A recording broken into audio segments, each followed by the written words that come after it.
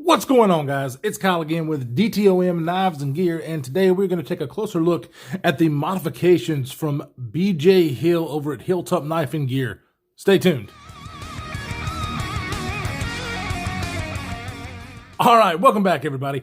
Okay, today we're going to be looking at the CJRB Feldspar, and more specifically, the modifications that were done to these two knives from BJ Hill over at Hilltop Knife and Gear. His information will be down below, but he did the modifications, but these knives are owned by my good friend, and you already know who I'm fixing to say, Lefty EDC. Kevin is a wonderful, wonderful friend of mine, and has basically become one of my best friends.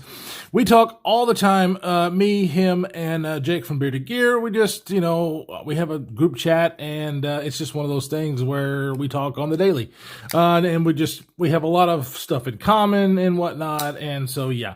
Thank you, Kevin, for allowing me to check out these two knives that were done absolutely wonderful by none other than BJ Hill. Now, in my unboxing of these knives, I have a problem, okay? I have a very bad problem with acronyms, letters. I am dyslexic, and I do mix them up in my head quite often, especially when it comes to CJRB. I almost always say CRJB, but that's not correct. These are CJRB Feldspars. And yeah, and then I also, in the unboxing, I think I said, instead of BJ Hill, I said JB Hill. And oh, geez, it's just a thing. But yeah, Hilltop Knife and Gear, Mr. BJ Hill does an absolutely wonderful job with all his modification that he does with knives. He does all kinds of stuff.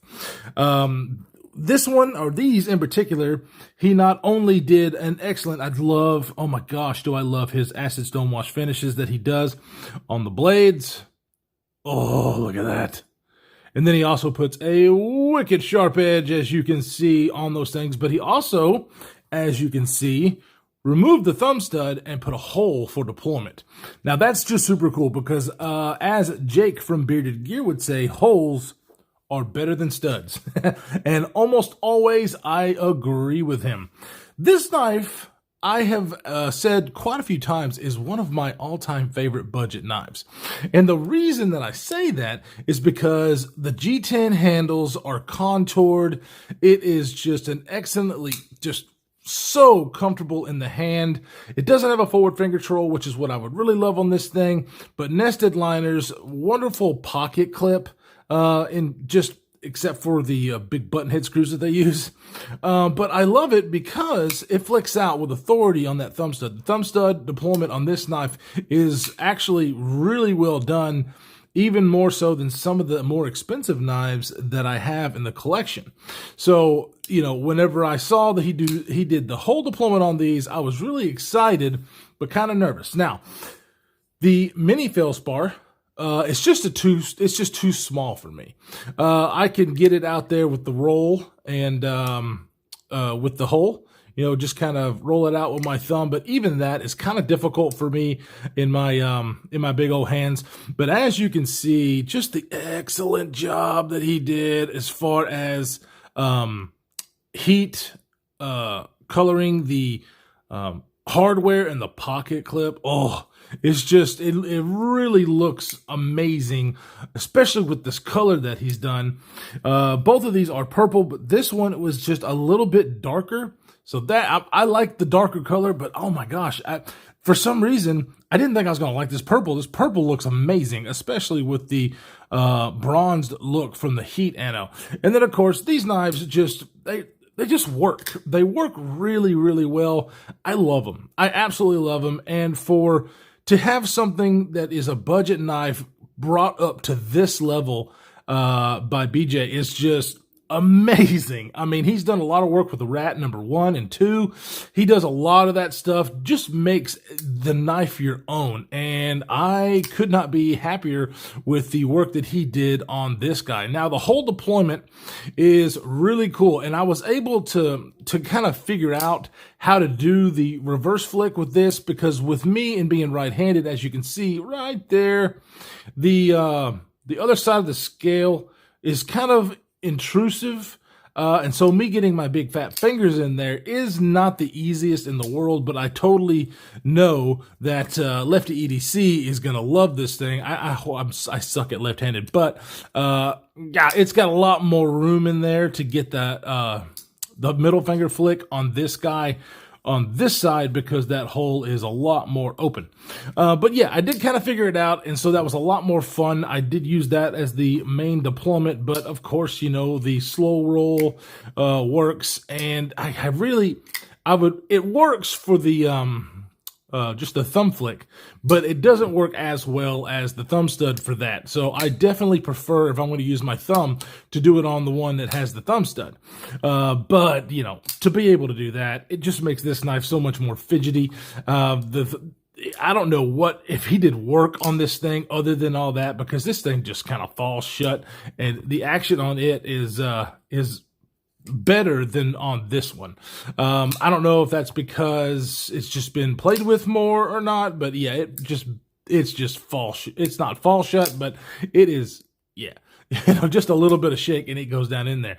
Now, these things do run on bearings, and I've already done a full review on this guy, so if you want to check that out, you can. This is more just to kind of show off Mr. Hill's work, because, oh, I'm telling you what, I love his work. If you are anybody, if you have been in this community for any length of time, you will know who he is. And if you're not, I strongly encourage you. I'll have his YouTube channel and Instagram page down below, as well as Lefty EDC's, so you can see on his Instagram page all the wonderful things that he offers. And he's very reasonably priced. The guy knows what he's doing. And then, of course, you know, whenever you have a knife that has an acid stonewash, it has to have an edge put back on it. Well, he knows what he's doing when it comes to that as well. So this is a very interesting, as you can see, this one is moved to the left hand because Lefty EDC is obviously left-handed, so you can kind of see the difference there.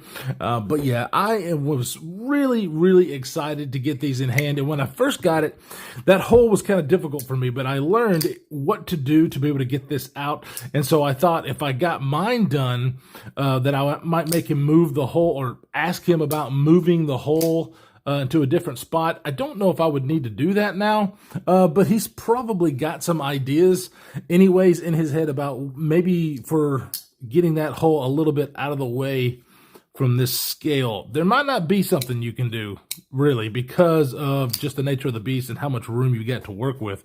But oh my gosh, is this thing just gorgeous now. I want purple. I don't know. I never want purple, but this thing looks it looks amazing. So anyways, this is a quick little video just kind of showing the work that Mr. BJ Hill can do and how beautiful he makes every knife that he touches. He knows exactly what he's doing, and I am ever so grateful to be able to see it up close and personal. I do have one of my knives that has a stonewash finish that was done by him, and I absolutely love that one as well. It's really one of my favorite finishes. Oh, it just is great. So I really appreciate you guys stopping by and checking it out. Definitely go below and check out his Instagram page especially, and his YouTube channel. But his Instagram just shows tons and tons of stuff that he does, and it is just amazing work. Lefty EDC, Kevin, you are the man. It's just the man. I love you, dude. You are awesome. Definitely go check out Lefty EDC. He has got his YouTube channel up and running, and I'm hitting the camera. Sorry about that. And just doing a great job over there. Definitely go check him out. I love you all. Stay safe in this crazy, crazy world that we are living in, and we will see you in the next one.